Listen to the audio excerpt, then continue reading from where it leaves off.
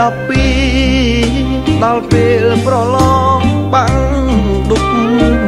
ងងឹតដូចយុគព្រោះតែខ្ញុំរៀនមិនចេះសប្បាយដើរលេ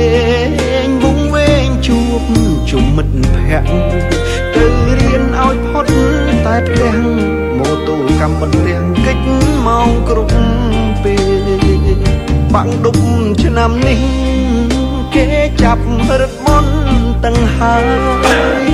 គេមិនបណ្ដោយឲ្យសឹងចំឡងគ្នាទេខ្លួនទីពឹងខ្លួនគ្មានអ្នកណាជួយយើងទេຕົកមួយក៏ម្នាក់ឯងដែរអត់ចេះមានតែទឹកភ្នែកចូលហើយចែកវិញ្ញាសាខ្ញុំមើលគិតឡើងឈឺក្បាលគ្មានចេញមួយសំនួនណាធ្វើមិននឹងបានចំឡើយ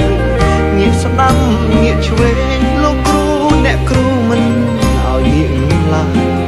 គឺមានតែក្រដាសសឲ្យគ្រូវិញហើយពេលជួងបងខំរៀន12ឆ្នាំបាញ់ចប់ត្រឹមតែ2ថ្ងៃ